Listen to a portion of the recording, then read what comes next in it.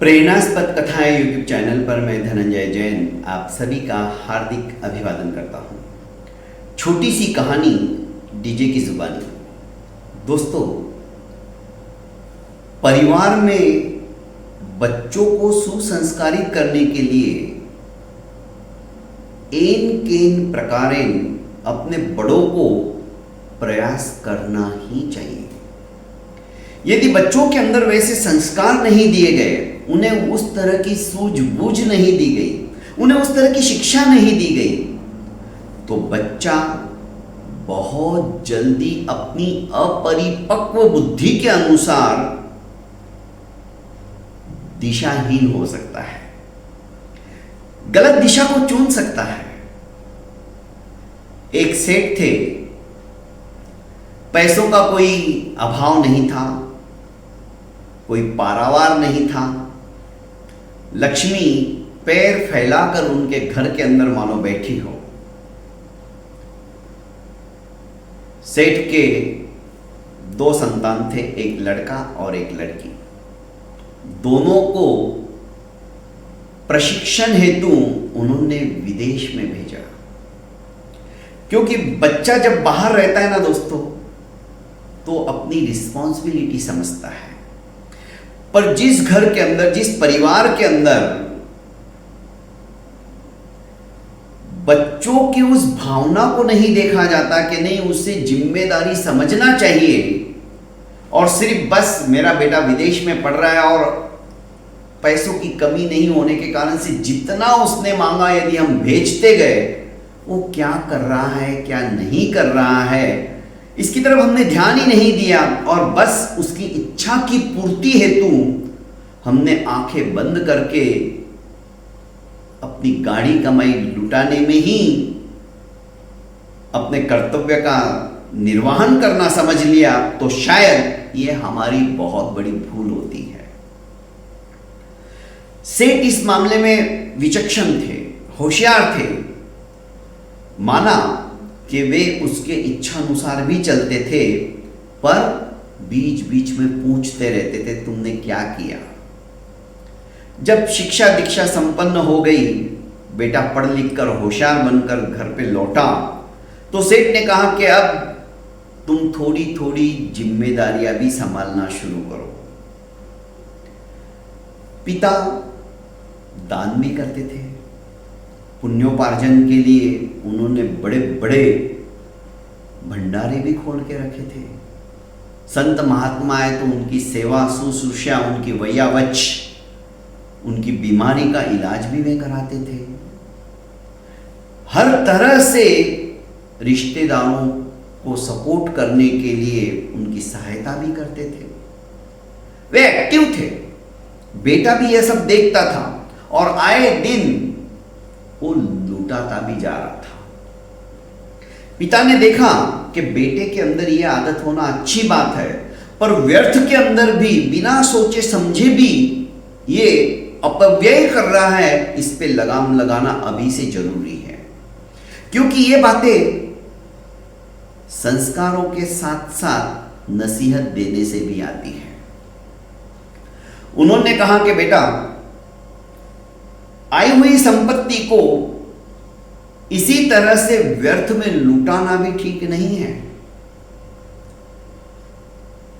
क्योंकि इसका विनिमय करना, इसको यथोचित जगह पे देना भी एक बहुत बड़ा आर्ट है। तुम एक काम करो, पहले तुम एक नौकरी की तरह मेरी दुकान में काम करो। तुम्हें जितनी तनख्वाह मिलती है उसके अनुसार सारी चीजें जो तुम आज कर रहे हो वे करो।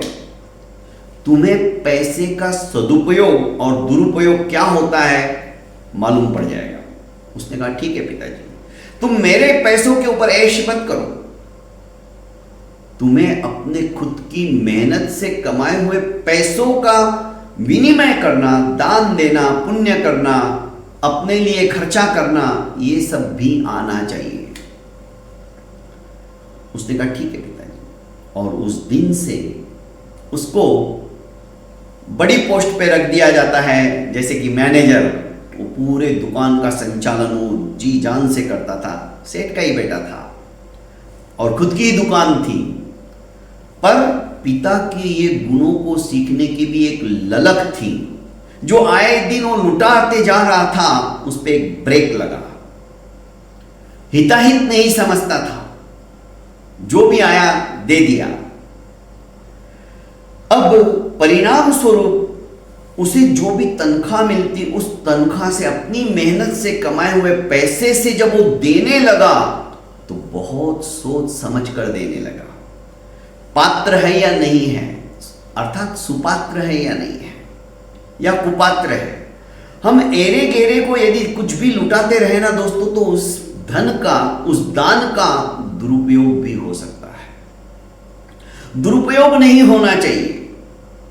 हमने दान जिस व्यक्ति को दिया, अभी मैं तो ऐसी संस्था से जुड़ा हुआ हूं, उसका संस्थापक भी हूं, जैसे कि सुसंस्कृति फाउंडेशन।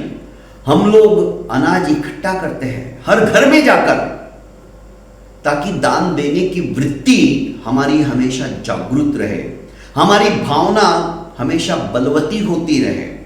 तो हमने स्लोगन निकाला, आप ज्यादा नहीं दे सकते, कोई बात नहीं, आप सिर्फ एक मुट्ठी अनाज दीजिए। वो एक मुट्ठी अनाज के पीछे संकल्पना यही है कि गरीब से गरीब व्यक्ति भी दान कर सकता है।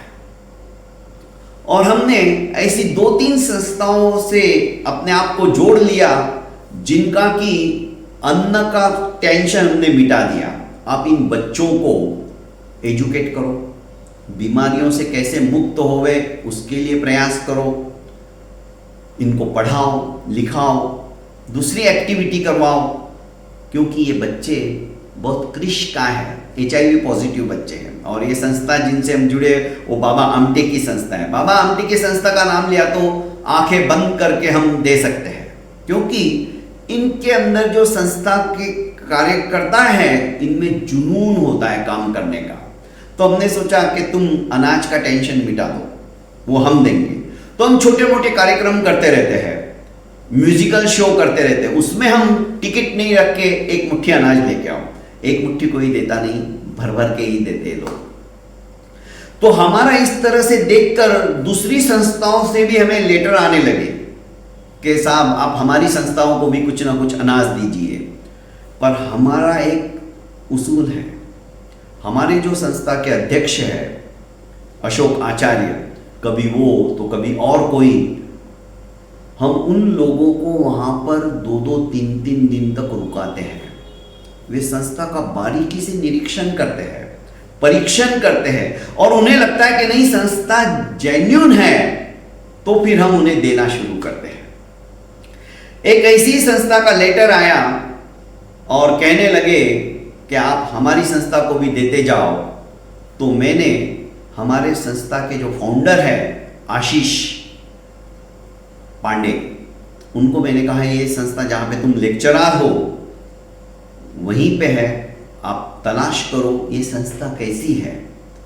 जब उन्होंने तलाश किया और कहा कि जैन सर इस संस्था को हम नहीं दे सकते, मैंने कहा क्यों, क्या प्रॉब्लम आया? कि गांव के अंदर, क्योंकि गांव के नजदीक के लोग उस संस्था के बारे में ज्यादा जानते हैं, हम तो दूर बैठे। उन्होंने कहा कि गांव के लोग बोल रहे हैं कि ये जो भी अनाज इनको मिलता है ये किराना की दुकान पर जाके बेच देता है। मैंने कहा फिर नहीं, ऐसी संस्था को हम नहीं देंगे, क्योंकि हम बिना सोचे समझे कुछ भी दे देते तो वो हमारा दुरुपयोग भी हो जाता है, वो दान हमारा दान नहीं होता है।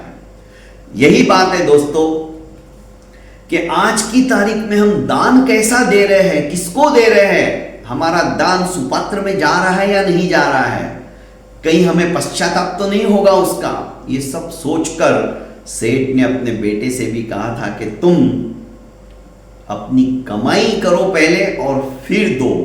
जब उस हाथ से अपनी मेहनत की कमाई से जब सामने वाला देता है ना तो 10 बार सोचता है। तो दोस्तों हम भी 10 बार सोचते, क्योंकि लोग हमें देखकर देते हैं। वे धनंजय जैन को जानते हैं, धनंजय जैन का कहा हुआ कभी भी गलत नहीं हो सकता, ये उनको विश्वास है, आत्मविश्वास है। तो हमारा भी कर्तव्य बनता है कि हम उस संस्था को जिसे हम दे रहे हैं उसे अच्छी तरह से जान ले, परख ले। यदि संस्था जेन्युइन है तो ही हम फिर आगे देते। तो दोस्तों, आप भी अपने मुक्त हस्त से हमारे साथ जुड़िए, हमारी संस्थाओं के साथ जुड़िए और देखिए सचमुच में उनको जरूरत है या नहीं है। और जरूरत है तो हमें मुक्त हस्त से हंसते हंसते देना चाहिए ताकि वो दान हमारा सार्थक हो जाए।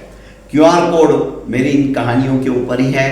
आप जरूर हमसे जुड़िए और जितना हो सके यथाशक्ति, फूल नहीं तो फूल की पापड़ी से ही आप भी दीजिए।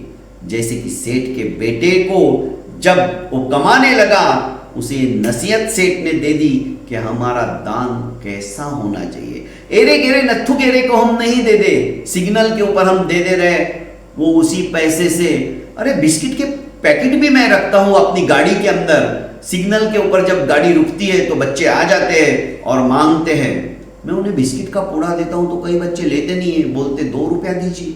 इनका 2 रुपया क्यों, तुम्हें खाने के लिए तो चाहिए ना पैसा। फिर पार्ले जी का पूरा पैकेट दे रहा हूं भाई, उसे खाओ आराम से। अभी तुम बूढ़े भी नहीं हो गए, तुम्हें शुगर हो या और कुछ हो, मैं उस चीज का भी ध्यान रखता हूं। पानी की बिस्लरी की बोतलें भी मैं रखता हूं, पूरा 24 के 24 बाटलों का कैरेट, ताकि प्यासा है गर्मी के दिन तो पानी की बोतल दे देता हूं। अन्न से बढ़कर कोई दान नहीं है। भूखे को भोजन खिलाना और प्यासे को पानी पिलाना, इससे बढ़कर और कोई पुण्य नहीं है। पर आप जिसे दे रहे हो, यदि हम पैसे दे देंगे, 2 रुपया दे देंगे, 5 रुपया दे देंगे, पता नहीं उस पैसे का वो गुटखा खाएगा, सिगरेट पिएगा, बीड़ी पिएगा, वो धुआं उड़ा के हमारा पैसा भी बर्बाद करेगा और उसके शरीर का भी वो नुकसान करेगा। हम करने तो जा रहे पुण्य, पर वो हो जाएगा पाप। इसलिए दोस्तों, पुण्यानुबंधी पुण्य कीजिए, पुण्य से पुण्य का उपार्जन कीजिए, तो शायद हमें जीवन जीने की कला आ जाएगी, जैसे कि सेठ ने अपने बेटे को सिखा दिया। बहुत बहुत धन्यवाद दोस्तों। मेरी इस प्रेरणास्पद कथा यूट्यूब चैनल को आप लाइक कीजिए, सब्सक्राइब कीजिए और ज़्यादा से ज़्यादा अपनों को शेयर कीजिए। प्रणाम।